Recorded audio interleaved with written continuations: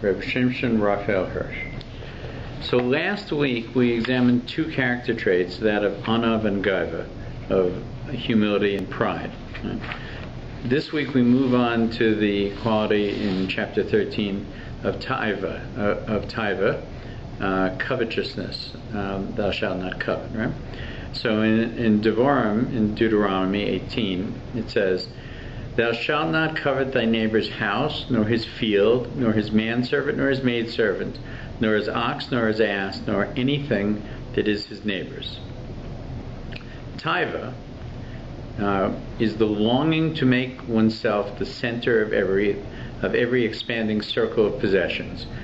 To draw, this is actually an astronomical reference, and you'll tell me what it's a reference to. Or to draw an ever greater volume of them into one's own range, whether in the shape of immediate enjoyment or in a means immediate enjoyment or the means of enjoyment.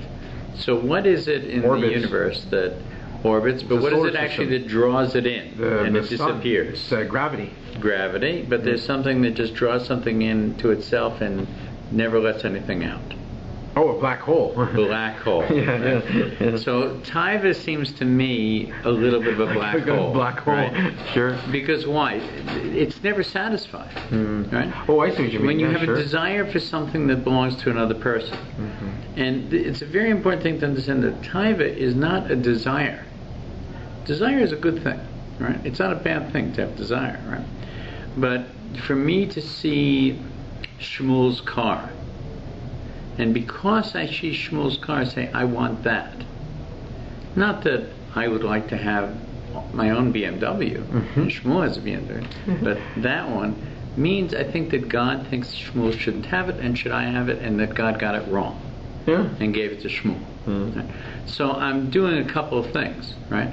First of all, I'm stating that God is not running the universe as it should be run, in my opinion. That's what it means to covet. Right? Because you should feel good for Shmuel. I hope he's enjoying his car. Right?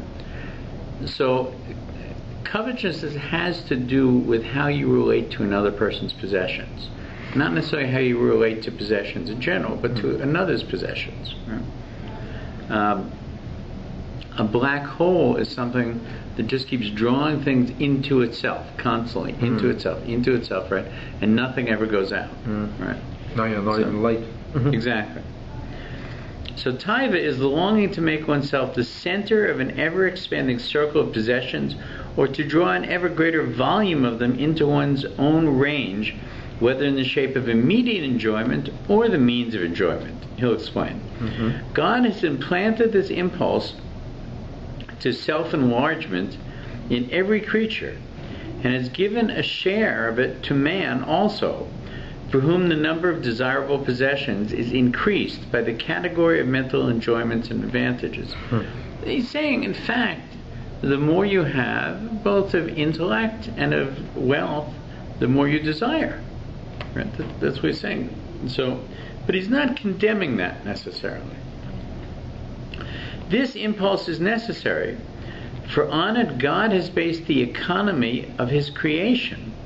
Since every being is striving for itself, unconsciously places itself at the service of the divine order, and while thinking that it serves itself only, it serves the world. So this is a very important concept having to do, frankly, with the market economy. Right? What Rav Hirsch is saying is that God created a world in which people do have desires, that they do have desires to gain, right? In fact, to create wealth is what they're doing in this process, and that this is not a bad quality, right? And sometimes, even when people are doing things for themselves, they're doing them in God's service. They may not realize it, and we'll come to that in a second.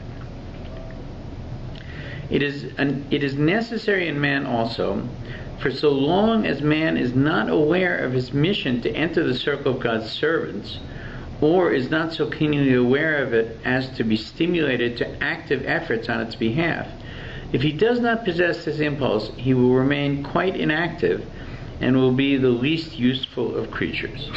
Right? So what he's saying is, if a person understands his role in God's world, right, he doesn't need to be a covetous person, right? But perhaps some of the greatest builders of all of history, right, did so out of desire for themselves. And I want to read you a little piece from the Gemara, from Shabbos, on that fact, because you'll understand how successful this impulse can be. Okay. Yeah? This comes from 33b Shabbos in the Gemara, and it's the Gemara relates how this occurred. This is in volume Shabbos, or this is in chapter 2 of Shabbos, Daf 33 base. It once happened to Rabbi Yehuda, Rabbi Yossi, and Rabbi Shimon, as in Bar Yochai, Rabbi Shimon ben Bar Yochai, were sitting together, and Yehuda ben Gerim was sitting next to them. Rabbi Yehuda opened the discussion and said, "How admirable are the deeds of this nation," i.e. the Romans who ruled Eretz Yisrael at the time. It's a very strange phrase. "Throughout the land they have established marketplaces, they have established bridges over waterways, they've established bathhouses. Look how much they've done for Israel.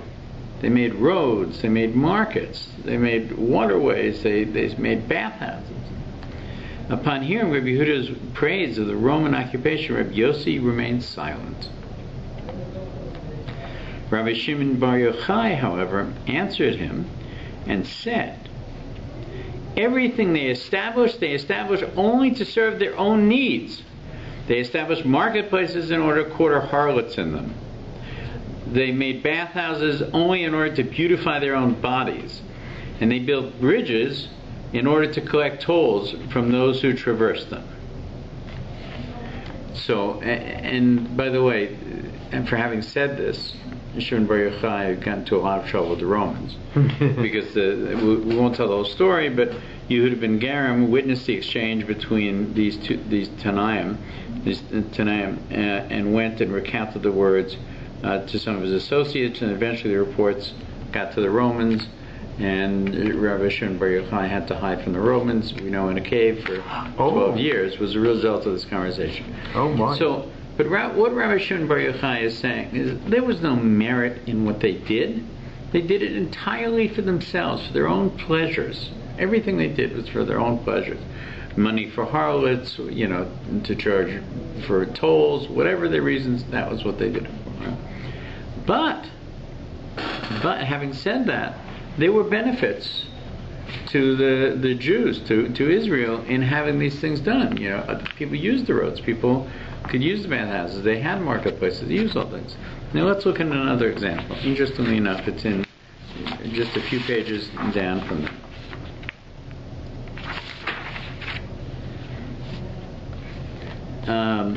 After Yaakov fought with the angel, right? And you remember the angel hurt his leg, hurt his sciatic nerve, right? Yeah. Consequently, we don't eat the sciatic nerve, right? It says at the end of this daf, 33b in Shabbos, right? Chapter 2, Yaakov arrived intact, and Rav said this meant miraculously that he arrived intact in all respects. That is, as he was entering Israel, he had healed. He was intact in terms of his goof, in terms of his body. He was intact in terms of his wealth, in spite of the fact that he had given so much to Esau, all the cattle, all the gifts, and everything, and that he had recovered all his wealth while in Sukkot, waiting to cross into Israel. Yeah? In terms of his wealth, he was intact in terms of his Torah knowledge. He hadn't forgotten anything. Yeah? And immediately after this, the same verse states, "And he encamped before the city." And Rav says this indicates that our forefather Yaakov established a new coin for the city. He minted a coin. Right? And Shmuel said he established marketplaces for them. And Rabbi Yochanan said he established bathhouses for them. We thus find that Yaakov expressed his thanks for a miracle by establishing some sort of municipal benefit to the community. And it was this precedent that Rabbi Shimon bar Yochai sought to follow. Right? So this was an analysis of the previous conversation. So what does it mean? On one hand, right, you have the Romans. they were building marketplaces and roads and like that, for harlots, for women of ill repute. They were building bathhouses for vanity. They were building bridges to make money off people that they despised and that they were ruling over, right? At the same time, our father Yaakov did very similar things. But what did he do? He did them all because he wanted to express thank you to God for the miracle of survival of the battle with the angel, and that he would enter the land of Eretz Israel in one piece. And so rather than do it to bribe God, to say, okay, I want you to do this for me, God, so I'm going to do this, right? And rather than do it for his own pleasure, he wasn't even intending to live there, right? He wasn't planning to live there, right? He just wanted to express thanks to God by helping people, right? Exactly, although he did the same thing the Romans did, it was for exactly opposite reasons he did it. And I think that's a very important concept to understand. The difference between a desire for oneself and a desire to do the will of God and to express Hakaras HaTov to God. So back to Hirsch. So Hirsch's point here is that he put this instinct into people. And why he put the instinct into people? So that if they don't know that they're supposed to serve God, in serving themselves, God will trick them into serving him. Right? So he tricked the Romans into building roads that the Jews could use. In fact, the same quote comes up much later, right? Because the Romans are added later in the Gemara, I think it's Sanhedrin, but I'm not sure, in the description of the coming of Mashiach, it says prior to that, God will open a great volume on his lap, right? And he's going to keep score. And the nations will come to him one after another and say, this is what I did. And the Romans will come to God and say, we built bathhouses, we built bridges, we built marketplaces. We did all this for the Jews. All this for the Jews. And God will say, you fools. You fools. You did it all for yourself. And the money you used was mine. Dismissed. So, Rav Chaim of Brisk, I think it was, asked the question. They weren't fools. They were liars. They came to God and they said, we did it for the Jews. Right? And they weren't being sincere. They did it, for harlots and for vanity. We know from the Gemara. So Rav Chaim says, no. When the Ribono Shel Olam calls them fools, he's being accurate. Because they in fact did do it for the Jews, they just didn't know it. Right? They did it for the benefit. They gave it of the Jews, as a benefit for the Jews. Because, for instance, not long ago, right, some very wealthy people went to a great deal of trouble to build a huge stadium in New Jersey. Right? The MetLife Center, I think it's called, in New Jersey, right? Yeah. It holds 80,000. If you don't use the field, 90,000, right? And if you ask them, why did you build the stadium? I'll tell you, so the New York Football Giants will play there. Yeah. So the other baseball teams will play there. Sporting events will play there. So, no. We actually saw less than 2 weeks ago why they built MetLife Stadium. Mm-hmm. They built it because they needed a place where 80, 90, 95,000 Jews of all stripes could come together and celebrate the completion of Shas, 7.5 years of learning Torah. That's why they built the MetLife Center. That's why they built it. Yeah. Right? And if you asked him, he might say, Ribono Shel Olam, I built it so the Yidden, that they would be able to celebrate Shas, right? The completion, the Siyum Shas. And God would say, you fool. Mm-hmm. You built it for the football giants to play. You don't know, right? And you did it with my money. Mm. But why would he say that? Why would he say, you liar? Because he did build it. Because we do need it for the Shas. Right? Yeah. When they built it, they didn't know that Shas was going to take the stadium at the time, right? The Ribono Shel Olam knew. Yeah, of course. God in heaven knew, right? That's why they built it. So the point that he makes here, one of the forms of desire is hunger. So very rarely do people have to be reminded to eat dinner, right? Because they're hungry. Right? But take pills, for instance. People need all kinds of reminders of pills. They have different kinds of containers that remind them of the AM and PM. They have alarms that go off. They have all kinds of things. Why? You don't have a hunger for pills. Nobody has a hunger for pills. You need them for your health. But you don't actually have a hunger for pills. Right? So it becomes a problem. Right? We don't, God didn't have to create us that we had to eat. And more than that, even if we had to eat, God didn't have to create us to have a desire. We might not enjoy the taste of food at all. It's just something we have to do, like you have to take a pill. Yeah. Right? So you'd need an alarm to have breakfast, lunch, and dinner. Otherwise you would forget. Yeah. Right? And you would die of hunger. Yeah. Right? So this mechanism of desire has a very positive side to it. It causes you to desire to create wealth. It causes you desire to eat. It causes you desire to procreate. Right? All of these can be for the good. They don't have to be for the bad. It's when you have a desire for somebody else's, or you have a desire to do something that is out of place at the wrong time. Those are the issues. Desire in itself is not necessarily a bad thing. So it says here that unconsciously places itself. Let me read this again. This impulse is necessary, for on it God has based the economy of His creation. Since every being, in striving for himself, unconsciously places itself at the service of the divine world order, and while thinking that it serves only itself and its own needs, serves the world itself. It is necessary in man also.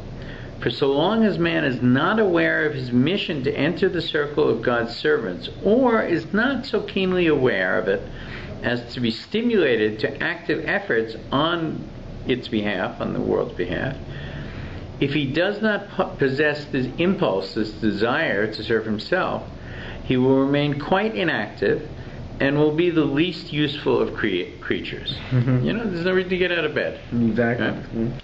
Hence, God's wisdom has so ordered matters that even the commonest man, and he above all, has this impulse. And so even though he makes not God or God's world, but himself the object of his activity, he is at any rate active in this endeavor. And with this activity, however little he may know it or intend it, is the instrument in God's hands for perfecting the world of nature and man. But of course, on the strength of merely this activity, he is only on the level of the plant and the animal, and even below them, since he was born for higher things. So this is a very important concept. Deep one. A person who is doing something only for himself, right? A person who builds buildings, right? So the result of his building buildings is that people have shelter from the weather, right? He makes money out of it, right? But the result is, cities get built, things develop. We have progress, Why did Steve Jobs build the things he built? I don't know the inner workings of Steve Jobs' mind. Maybe he did it for a better world order. Maybe he did it because he had an ego that he wanted to accomplish something. Maybe he did it just so he'd make money, Usually visionaries are beyond just money. They can be involved with power, they can be involved with how people will see them after they're gone. There could be a lot of reasons. And sometimes it really is genuinely because they want to make the world a better place. But those who do it without wanting to make the world a better place, or without wanting to fulfill the will of God, still improve the world. That's the point. And by the way, so does the redwood tree. By its growing, by its desire to grow and to, create shelter and all that, it does a great deal of good, right? There's a great deal of good in God's world. Or maybe a better example is a fruit tree, right? Fruit tree has a desire to continue to grow, right? To go from little to big, right? And to produce fruit, right? And from the fruit will be seeds. If you think what comes from an apple tree, right? 200 apples. Yeah. 200 apples can be what? 600 seeds. Yeah. That can be 600 more trees. Yeah. Right? So, It's like an infinite process of creation. Right? But does the apple think that it's fulfilling God's will? The apple tree, when it creates its fruit? No. It just does what it's programmed to do. So where are we on this scale? Are we like the apple tree? Are we like, the ant or the rabbit? Right? Are we like the dolphin or the monkey? Which has some very serious concerns that are quite sophisticated, right? Or are we at the highest order? The medaber, the speaker, the thinker, right? Where are we, and how do we do our activities? Right? Do we do them for ourselves, like the redwood tree, or do we do them for some better reason? And that's what he's saying, because our doing them will improve the world, but are we doing it like a plant does it? So he goes on to say, whereas you, because who is he addressing? He's addressing, remember, always when Hirsch was writing, at a moment where people were considering, should I even be a Jew? And should I be an observant Jew? Whereas you, son and daughter, Ben and Bas Yisrael, are to be neither plant nor animal, but human being. And in this human vocation you must feel yourself to be called upon to serve not yourself but God, with all that you are and with all that you have and will have, and with your enjoyments and actions, and dedicate yourself freely and with your whole being to God. If through this you have become a true Yisraelite, you will not feel taiva, you will not strive for any enjoyment or possession for yourself, one that could belong to another. You will strive in everything for a means of doing the things that please God. You will be consciously and with a set purpose the servant and eved of Hashem, in the most animal expression of your animal nature, as in the most spiritual expression of your spiritual nature. This is a key element, right? And by the way, the Tanya talks about, the Alter Rebbe talks about this as well, is that you have the animal side of you, which is the body that desires warmth and comfort and all those things, right? And you have the soul that desires to serve God. Which becomes a servant of which is the constant question, right? He's saying that you have the animal in you, but make the animal in you serve the will of God, and this will give you the perfect satisfaction in life. Right? As a full-fledged Israelite, you will know nothing of taiva in which you are yourself the objective. What you want is not to collect around yourself the greatest possible circle of possessions, to make yourself a center from which as large as possible collection of works pleasing to God streams forth, and to take your place with a whole range of your activities in the great circle of created beings, the holy and exalted center of which is God Himself. And if you have climbed to this highest stage of Jewish life, beware above all of misusing this impulse. In all inferior beings, God has set barriers to this impulse itself, in order that no one of them should in obedience to it go beyond what is necessary and good for itself. Right? This is also the Yetzer Hara. Right? The Yetzer Hara, the higher your level becomes, the evil inclination, higher your level becomes, the more brilliant becomes your Yetzer Hara. It learns at the same time you do, right? If you miss a daf yomi, your Yetzer Hara doesn't miss it. It's really onto it. We've talked about this before, that the greater the tzaddik, not the less the Yetzer Hara, actually the more brilliant the Yetzer Hara becomes, right? Because, for somebody who's not a tzaddik, the Yetzer Hara might say, look at those back ribs. That looks really delicious, right? That's not the world in which a tzaddik lives. It's just, no, I'm not going to get him with pork. But everybody is vulnerable, right? He thinks learning is very important. Maybe he's tempted to learn during the repetition of Shemona Esrei. He should be with the Kehillah at that point. What's he doing? We'll put this Gemara in front of him. Maybe he'll open it. And in so doing, so it's a much more sophisticated Yetzirah, but it's always there. It's always there, waiting and growing with you at each point. Right? And that's what they said, that the tzaddik, it's a giant mountain, it's a but for a rasha, it's a molehill. That's right. That's right. And we also say that it's not, we don't say that the tzaddik never sinned. In fact, there's a concept that tzaddik fell down 7 times and got up 7 times. And my father, Al-Varchad, used to say that falling on your face has one advantage: you're moving forward. Yeah. Right? It means you should be willing to try, even if you fall on your face. Give it your best shot. You've never been to Daf Yomi? Go, see what happens. Maybe you'll fall on your face, but you'll get up. And you'll brush yourself off and continue. Because when you fell on your face, you didn't fall backwards. You fell forwards. And that's what's important about that. So,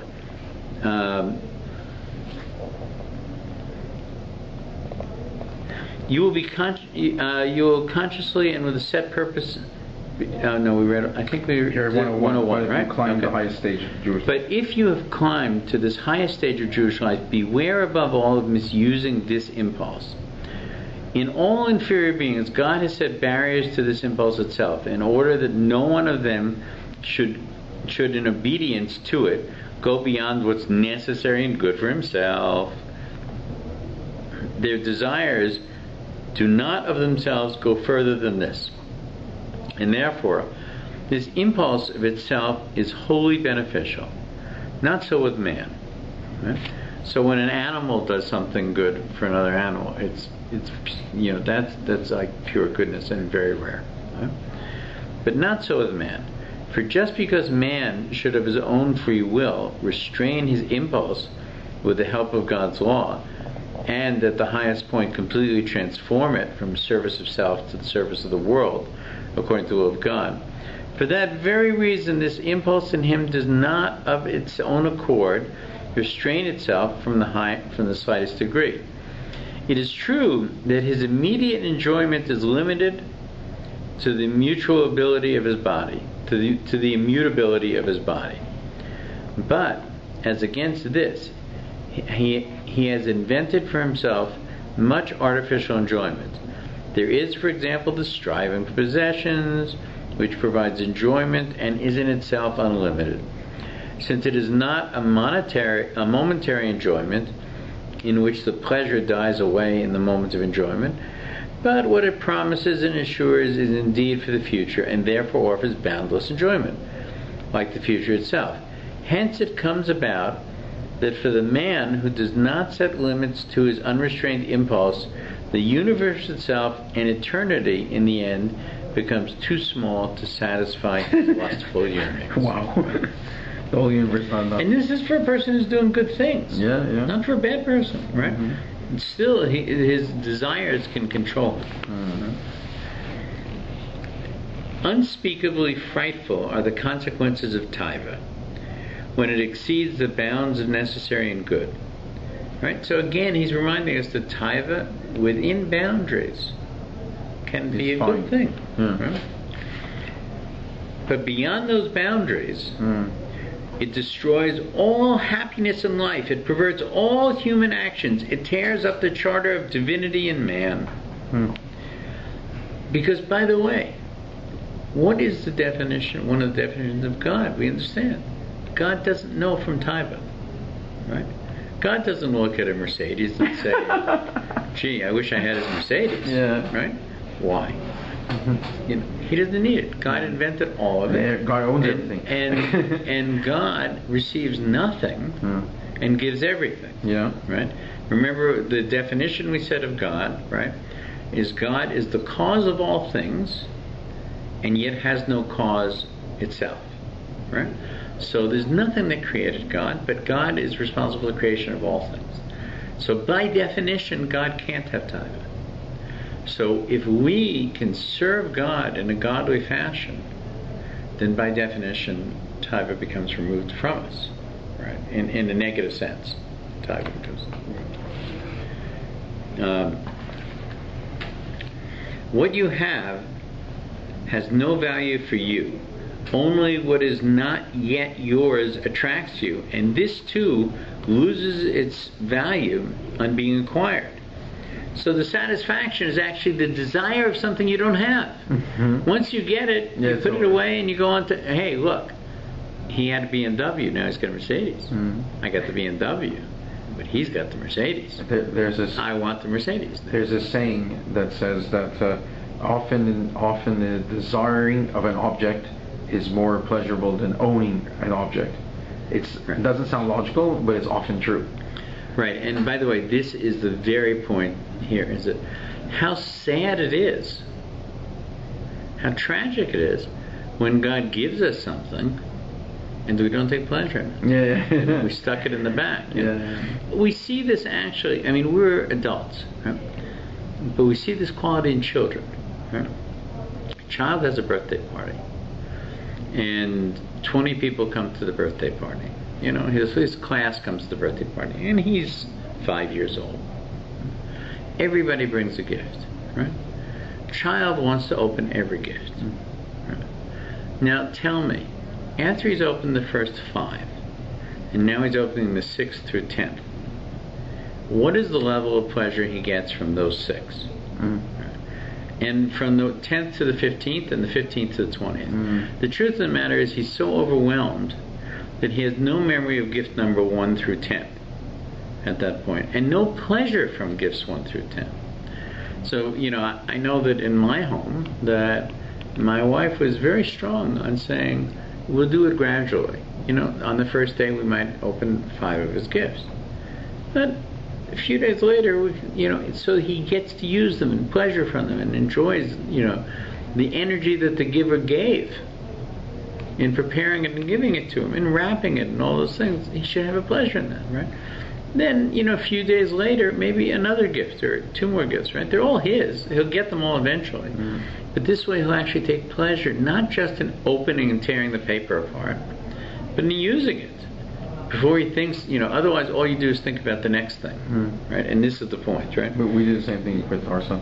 What? We did the same thing with our son. It's best. It makes sense. It's best because, as he says, what you have has no value for you. Only what is yet yours attracts you. And this too loses its value when you've acquired it. Thus you have no joy in life so long as anything exists and lives and possesses and enjoys outside of your sphere. Right? If I don't have it, I'm unhappy. Yeah, that's it. Wow. And if you adopt such an attitude of hostility against all other beings and their happiness, you must in the end succumb and be the loser in the fight which is waged by society and the divine order against one who isolates himself. Yes, all suffering is in very truth nothing other than a product of taiva, covetousness. For tsuras, suffering, are nothing but the limitation of personality. If you never went beyond what is permitted you, 3/4 of your suffering would be unknown to you. But in fact, you often risk all that is permitted for all the attainment but one forbidden thing. For the attainment of but one forbidden thing. And then you destroy for yourself the happiness of your life. You know, I'll retell a story because some stories are so important that they're worth thinking about more than once. It's a very famous story about 2 brothers. I think we know the story, but it's worth saying. Is the 2 brothers were Rav Elimelech of Lozhinsk and Reb Zusha of Annapolis. Reb Zusha was a very poor person, had a very hard life. He was not a healthy man. He was given a very hard time by his family. He didn't have a very happy relationship with his wife. He was a tremendous tzaddik, right? one of the Hasidim of the Maggid of Mezrich, the second generation from the Holy Baal Shem Tov. And once a man came to his brother Elimelech Ilugentz, who had almost a court. He came to Elimelech and he said, Rebbe, things have not gone well for me. And I come to you because you're a chassid. And you can tell me how to bring joy into my life. And let me tell you my story. And he told a story of tremendous sadness and loss. And Elimelech was beside himself and really didn't know the answer to give him. And he said, you know, my brother, Reb Zusha, is a tremendous tzaddik. And he's been through great hardship. And yet he has a tremendous love of life, of the Rabbanu Shalom, of Yidden.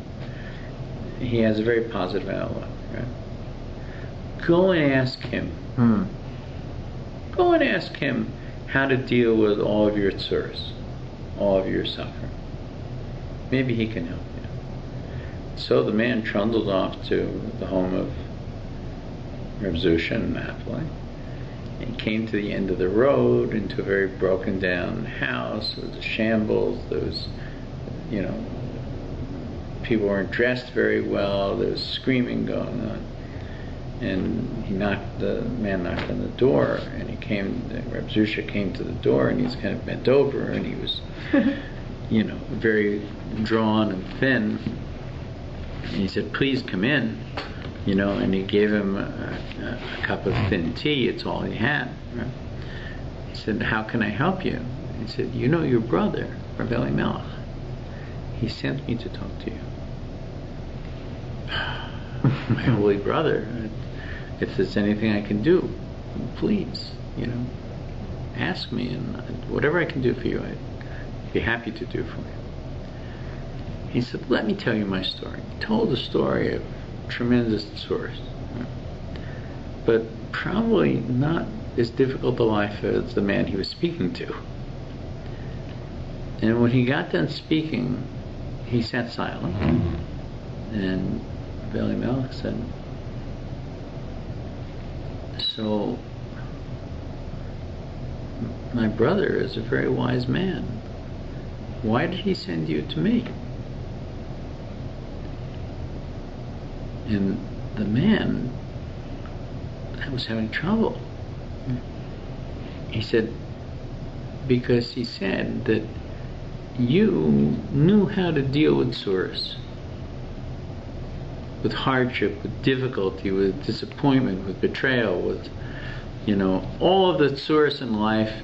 My brother Reb Zusha can tell you how to handle it. Reb Zusha seemed very confused. He said, gee,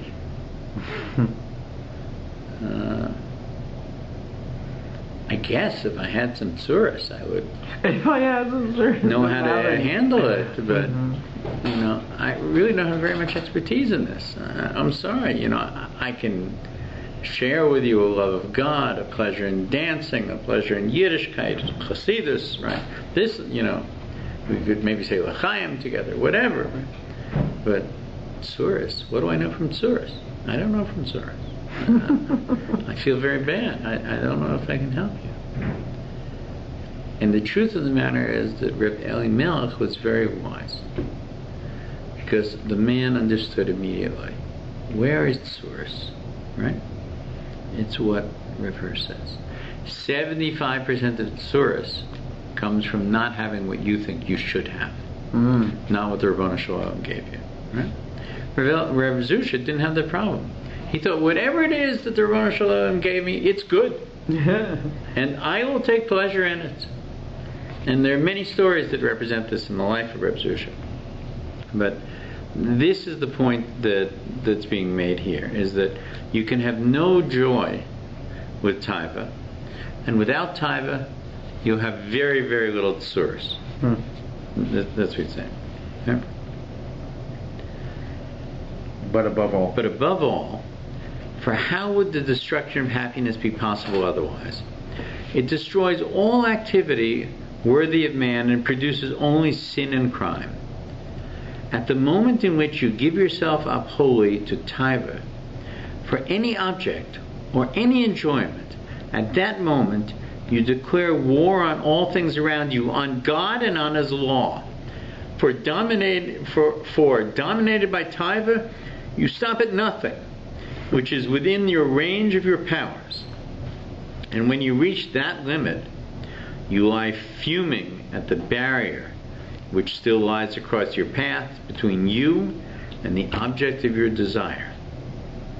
So this is the whole essence of the point, is that if you have a taiva for that which is not yours, right, you can't know joy. It will haunt you.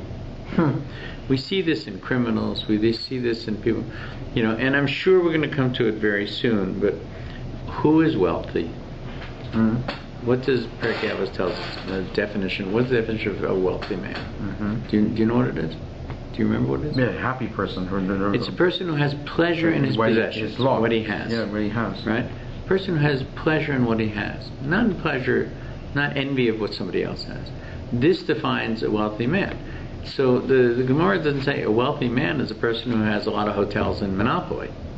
Right? It's not a person who builds big buildings and has huge stocks and so on.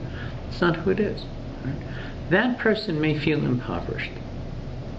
When a poor man comes to that person and he says, I can't talk right now. I have other obligations. That's where I'm putting my interest. The person says something like that. Right? They really feel that their ability to do good is limited. And yet, if you turn to somebody else who is at a subsistence level and they see the same person, they reach into their pocket and they give that person $1, $5, $18, and they do it with a smile, and they say, you should be well, and I hope you have success in your effort. Yeah? Who's the rich man and who's the poor man? The multimillionaire who says, I'm fully committed, I can't help anything else. Or the subsistence person who says, I'm wealthy enough to help that person, I'll give him $18. He's the wealthy one. He's the wealthier person at that point. Where taiva draws. Where taiva draws, Torah cannot abide. Okay? For where mind and disposition set themselves up as directive forces of life, how can there be room for the law, which desires to implant the promotion of the will of God and the salvation of the world as the mission of life? Where taiva rules, mitzvah must give way. For the latter binds you not for your own benefit, but for the benefit of others. And mishpat also must give way, since it sets up the rights of others as a limit to your pursuit of wealth. So all different kinds of laws begin to fall apart in the face of this desire. Chok must also give way. What is a chok? A chok is a law that we don't necessarily understand the logic of it, but we know it's true. Since it declares that the subordinate creation to be your brother creature and fixes the law of God as a limit to your caprice and cupidity. So it has to give way because it's putting limits on you for the sake of God, not necessarily for a logic that you understand.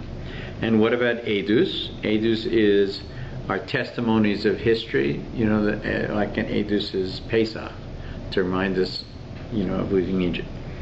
Edus testifies in vain to you in the name of humanity in Judaism, since you have feeling for yourself alone and for the lustful brute within you. What does this mean to you? Says the son who is the Rasha. To you, as though he's not part of this. Yeah. Right? He has his own desires, his own, right? So what's it mean to you? Right? So we don't feel that way. When we say you, we're being inclusive, right? To us.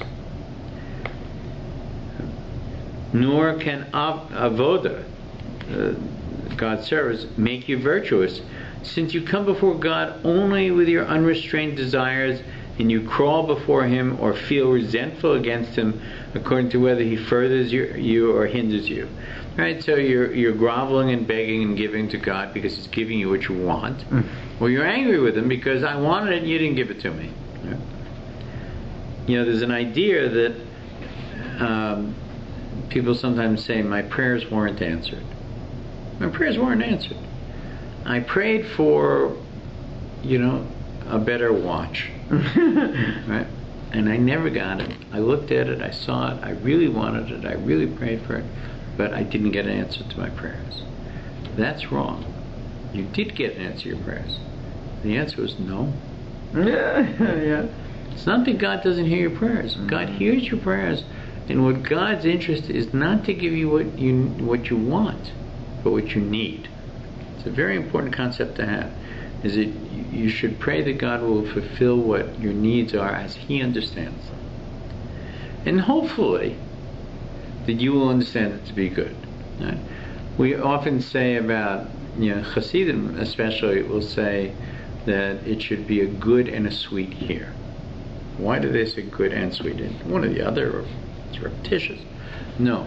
We know by definition that God will give you Shana Tova, a good year, because God is good, He gives you a good year.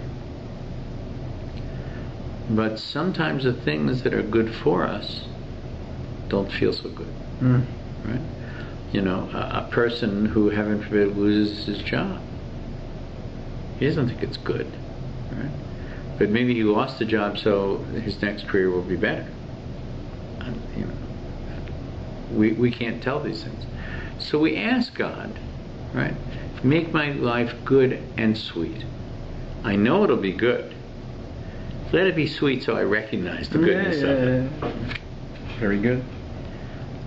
Yes, every sin and every crime is only a product of taiva.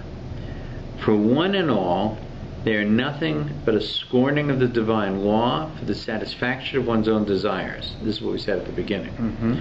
Therefore, beware of taiva, of all covetousness yearnings for objects and enjoyments which you do not possess, and above all, for those which God forbids you to pursue. And do not say, it is only my thought and feeling, it is not my action. Action will not be absent if you do not master thought and feelings.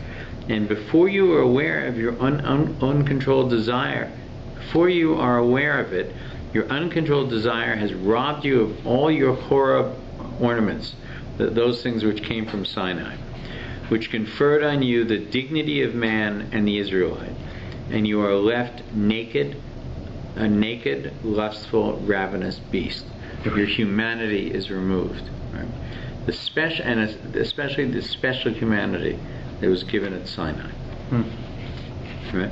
It's a very, very important concept. That's very, very powerful. He's saying about here, and you know, and he's saying something here which we don't usually talk about. We usually say, gee, you know, if we don't commit the action, we're okay. You know, if it's in our minds. Right? But taiva is one of those things in our minds that eats at you constantly.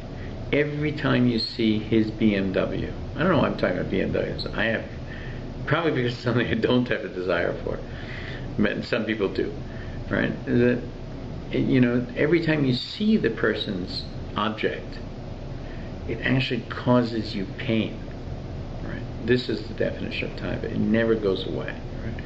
And so the thought process of taiva, Libriut, Gesundheit. Every time you have this thought process, you're doing damage to yourself. And his point is that one day you lose control, and the thoughts will become actions. And sadly, we see this to be true, especially in our world, you know, where there's so much seduction. Against this misuse of taiva, against this longing for enjoyments and objects forbidden by the law of God, particular warning is given by the text which we have quoted, and which are not without purpose, has picked out among all forbidden enjoyments the objects, those in the possession of others. For in this prohibition, the suit of the object is not a sin in itself, but becomes a sin only through the idea of the other personality which is associated with it. And where at the same time desire is mutilated, is what? Stimulated. Is stimulated. I'm missing some letters here. Yeah. Desire is stimulated by the actual sight of the ownership and enjoyment. This is the case of taiva, which comes most sharply into conflict with the prohibition and is most quick to scorn it. How then can you guard against unbridled taiva? This is obviously the most important part now, right? Yeah. We've established how dangerous taiva is, right? Now we have to see how can we manage it. How can you attain the high level of character in which taiva, cupidity, covetousness, is changed to ahava, to the love of God, and the love of God's will at the same time? Only one thing can lead to this, and in it lies all virtue and happiness. And we'll stop here. No, we better go on. Only one thing can lead to this, and in it lies all virtue and happiness. This one thing is to have a proper idea of life. Value your life not according to the possessions and enjoyments, but according to your good deeds. Gemilut Chasidim. And again, value your actions only according to their relationship to the means which you possess to acquire. It is not how much or how little you have that makes you great or small, but how much or how little you are with what you have. So it's not what you have, but what you are. Yeah? How much or how little you utilize what has been lent to you for action in the service of God, that is it which makes you great or small. You know, in the world we live in, very often when you go to a party, you know, some gathering, you don't know anybody there. No. Right? And they want to make small talk. Right? So, you know, used to be people would ask you what your astrological sign was, right? When I was, you know, back in the 60s. Right? But the most common thing people say is, so, who are you? What do you do? Right? What defines you in their minds is your job. So if you say, I'm a test pilot, that's what I do. I'm an astronaut. I'm a senator. I'm a judge. I'm a lawyer. I'm a doctor.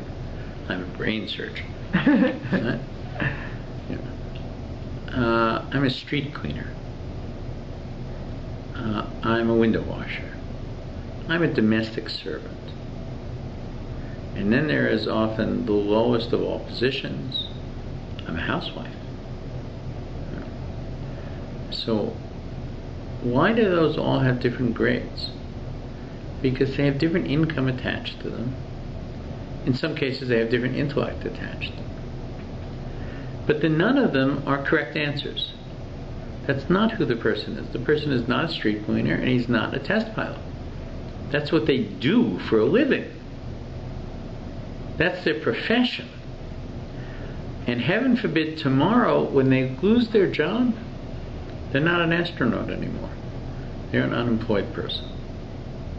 And does that make them? Does that diminish them? Yesterday you were a test pilot, today you're an unemployed person. Yesterday I wanted you to come to my party. Today I'm embarrassed being in your presence. Fortunately that happens in the world we live in, because we don't value what a person is, but what his job is. Yeah, they're shallow. It's more than shallow. It's actually very short-sighted. As if to say, whoever, you know, is at the peak of his life will continue always to go higher and not go through valleys and things. So what you want to know is really who the person is when you're asking that question. And I know that as I developed a consciousness of my relationship with Rav Shalom, with Yiddishkeit, with Judaism, I understood that I wasn't a filmmaker. I wasn't a producer. You know, I was a Yid. I was a servant of God. Now, there's some good news in that. Although it's not necessarily the most lucrative form of employment, I admit that, it's a guaranteed position for life. Right? If you become an Eved of Hashem, if you become a servant of God, right? First of all, you're serving the best boss in the world. Second of all, and maybe the most important, is you don't get fired. Right? You never lose that job. And when you go to the party and somebody says, what do you do? And say a brain surgeon, you say, I'm a servant of God. That's what I am. Right? I'm a servant of God. Right? My job, by the way, is I'm a brain surgeon, right? But that's what I am today. Eventually I'll retire. Right? Or by the way, or I'm a father. I'm a husband. Right? Those are things that actually a person is. Right? I'm committed to my community. All those things. They're very, very important in terms of how you define yourself. So it is not how much or how little you have that makes you great or small, but how much or how little you are with what you have, and how much or how little you utilize what has been lent to you. This word comes up again, not given to you, lent to you for action in the service of God. Think back to Reb Zusha. From a point of view of material possessions, he had almost nothing. But hundreds of years later, we talk about Reb Zusha as an example of perfect behavior, remarkable and perfect behavior. He had everything, in a manner of speaking. And he understood it. He also had happiness. And he had happiness. Right? That is it which makes you great or small. That it's what you are rather than what you have. And if with your little you have fulfilled 3/4 of your duties, while another with his plenty has done only 1/4 of his, even if this 1/4 is incomparably more than the 3/4 you have done, the multi-million dollars versus the $18 we talked about before, you are still greater than he. For your whole life is only a task, and your possessions and enjoyment means for performing this task. The provision of means belongs to God alone. They're not yours. You're using God's resources. While the performance of the task according to the scope of your means constitutes your only greatness, what you do with the resources God gives you. Certainly it is part of this task, where you have the power and where the religion allows, to pursue these good things and these means of enjoyment, not, however, as an object in themselves, but as a means of fulfilling the duties imposed by God. Why do I go to my cottage up north? A beautiful cottage on the lake and all these things, right? Do I go because I just simply want to be a narcissist? Or do I go because it gives me an opportunity to have another understanding of the power and the beauty of God? Rambam says, you will know the Maker by His creation. Do I do it so that I can establish maybe a minyan, a shul, in a place where it doesn't exist up north? Do I do it because some people who might not eat kosher food might spend a weekend with me at my cottage and eat kosher food? Right? Those are all other reasons than just simply, hey, kicking back with some beer and a widescreen TV and going water skiing. Right? Under the right conditions, they have their merit. Only if you do those things that way, only so will self-sufficiency and contentment, and with them happiness and virtue, be your lot. You will remain serene and good in every position in life. That is to say, ups or downs, whatever be the extent of your possessions and your enjoyments. He's saying this is how you have true pleasure. You are wealthy if you take pleasure in what you have. That's the key to it. It's Pirkei Avos. So this is a lesson, between the lesson of humility and pride, and now the lesson of covetousness. I think that Rav Hirsch is telling us that not just that you're a good person, which for some people is enough. Not just that you are following the will of God, which for many people is not, but the bonus is true joy, true pleasure comes from a combination of humility, which we learned about last week, and this week, not eliminating desire, but eliminating desires for the sake of desire itself. Right? If you have a desire that comes from the will to fulfill God, if you have a desire for things permitted to you, to create wealth, to build, right, things like that, to do good, to go to Daf Yomi classes, to learn more Torah for the sake of learning Torah, right, for the sake of learning Torah, for the sake of a closeness to the Rebbeinu Shalom. All those things will give you joy, and they will be the ultimate joy. But the moment you take that desire and you use it for either something forbidden, or you obsess on something forbidden, or you use it in order to take something that really isn't yours, you're saying God got it wrong. And that's a very, very big mistake. Because we all know God got it right. And it would be best to appreciate the rightness of his decisions as we learned from the lesson of Reb Zusha. I think that, as time goes on, we'll tell more stories about Reb Zusha, because they're all tremendous learning experiences. Tremendous learning experiences. And they really do deal with the essence of this question. Next week we'll go on to the idea of self-sanctification. Right? And we're getting into some very high level. Oh yeah.